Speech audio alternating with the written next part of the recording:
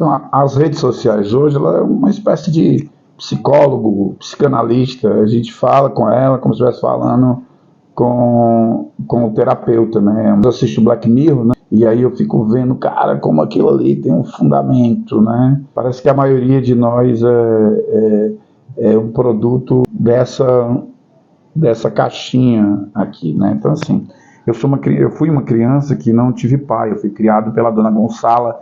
Minha mãe tem 92 anos, uma pessoa que eu sou extremamente grato. Ela me criou e hoje eu acabo de criá-la, né? Que ela está entrando aí, se Deus quiser, fará 93 anos ou mais. A gente tem uma companhia diária no final de semana, a gente passa praticamente só, porque não tenho movimentação no final de semana, é minha folga, e eu fico com a dona Gonçala, né? Fazendo a comidinha dela e cuidando dela. E aí me vem na cabeça o quanto eu tenho que ser grato à dona Gonçala, né? O fato de não ter tido pai, mas de ter tido uma mãe que sofreu para nos criar. Criou a mim, mais dois, enfim, tem uma prole depois, né? E essa prole, né, sobreviveu. Né? Quando eu cheguei, sobreviver na periferia, e apenas sobreviver, já é um motivo de comemoração. Quando eu cheguei aqui no Ceará, eu lembro que existia os anjinhos, né? Às vezes eu estou conversando com as pessoas, e eu pergunto para os jovens de 25, 30 anos, 32, 33, se eles sabem o que é um anjinho. Aí, você sabe o que é um anjinho? Mas eu tenho certeza que você que tem 40 anos ou mais sabe o que é um anjinho, né? E depois, em seguida, eu pergunto, mas um anjinho é bom ou é mau? Naquela visão do anjinho de desenho animado, as pessoas dizem, é bom, né? Aí eu vou explicar para essas pessoas, o que é um anjinho. Quando eu cheguei no Ceará, aqui por volta da década de 87, um anjinho era uma criança morta. Uma criança que morria e que muitas vezes não tinha nem registro. Que as pessoas colocavam num caixãozinho de papel e procuravam flores, e que muitas vezes eram enterradas no quintal das casas, né?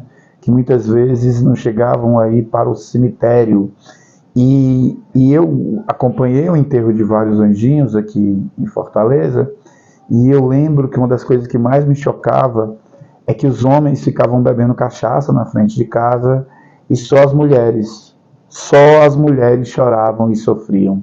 Quando eu olhava para a casa, apenas a mãe chorava, né, a perda daquele anjinho, que não foi nada para ninguém, mas que foi uma perda para uma mãe. E no final dos anos 80 para os anos 90, no Ceará a gente teve uma mudança aqui, eu me mudei para o Ceará, mas aqui no Ceará passou a ter uma mudança muito substancial, que foi lá os chamados governos das mudanças, né, que foi Tasso, Ciro e toda essa malha de governo social-democrata que acabou ocupando o cenário da política, e você teve uma mudança, e uma das mudanças foi a diminuição da mortalidade infantil. E depois a gente teve o governo Lula aí nos anos 2000, que impactou muito com a questão do Bolsa Família, da renda e tal, impactou muito na periferia, sobretudo a diminuição da fome. Se a gente chegasse no interior no começo dos anos 90 e tal, o que você via era casa de taipa abandonada, gente migrando para a cidade para não morrer de fome e tal.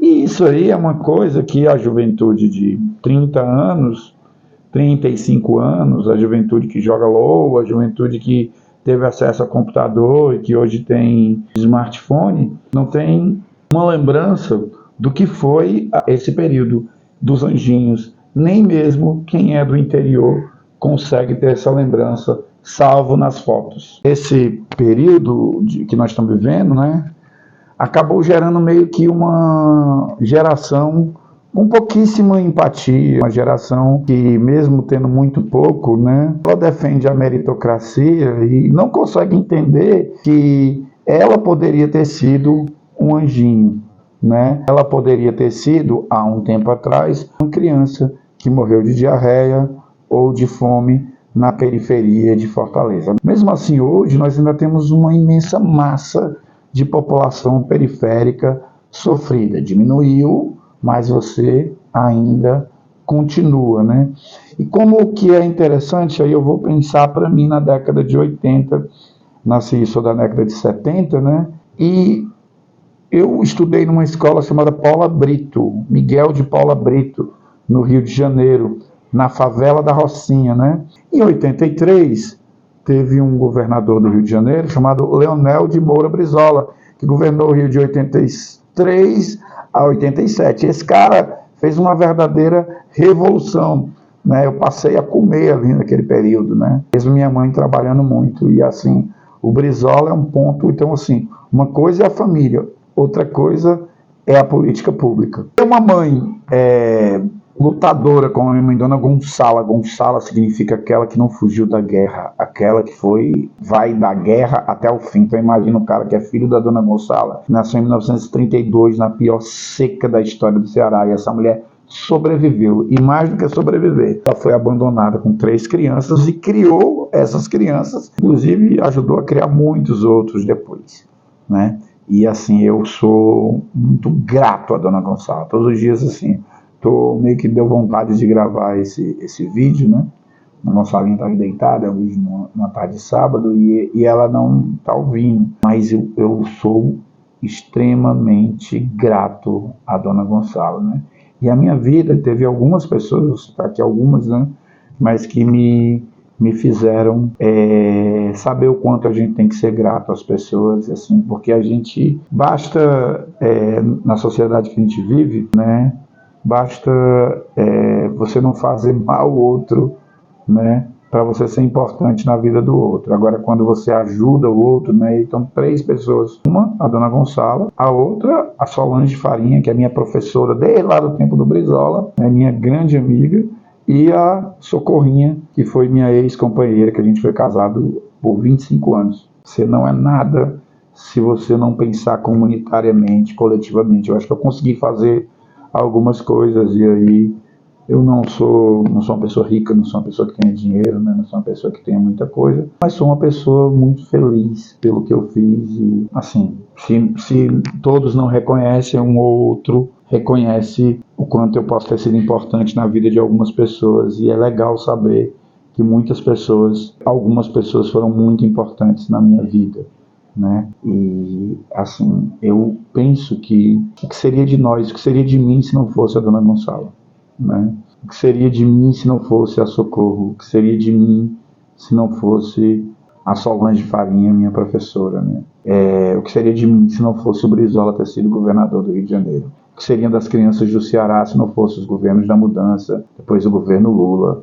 Então, assim, um conjunto de fatores faz a gente escapar, mas é importante a gente ver também como é interessante a gente focar nos coletivos, nos processos, que esses não mudam a vida das pessoas, mas mudam a vida da sociedade como um todo. Agora, se você tiver os governos progressistas, se você não tiver a rede comunitária, a rede de solidariedade, o coletivo, né? Porque nós vivemos numa sociedade também, e isso, cada vez mais, as pessoas são mais individualistas, né?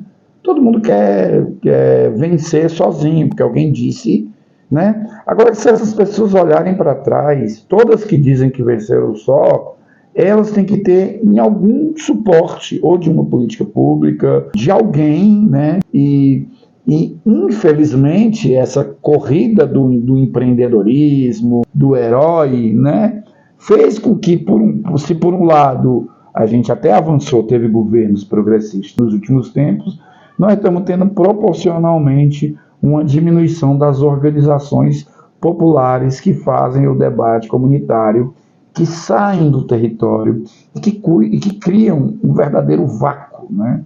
Isso, se você pensar, quando eu falo, por exemplo, que na década de 80 nós tínhamos a SEBS, nós tínhamos as organizações da Igreja Católica, os padres estrangeiros que chegaram no Brasil e que, junto com esse processo que havia de organização e dos governos, fizeram uma diferença, sobretudo nas periferias. A retomada do trabalho territorial, a chegada perto das pessoas, ela tem que ter hoje um caminho, né, que eu acho que é, primeiro, a gente entender o quanto é importante para a política pública que ela esteja ligada às pessoas normais do território, que ela esteja ligada às Donas Gonçalas, que ela esteja ligada as professoras, aquelas pessoas que não têm esse debate político tão elaborado como às vezes a gente quer, né? A gente quer as pessoas que leram o Capital, a gente acha que são essas pessoas que entendem, mas muitas vezes uma mãe que criou 3 filhos, ela tem tanta coisa para ensinar para muita gente, e uma dessas coisas é a solidariedade, é dividir o pão, é ser resiliente, é ser resistente, né? E donas Gonçalas, que estão aí pela periferia do Brasil, elas têm muito a ensinar no alto da sua idade, né?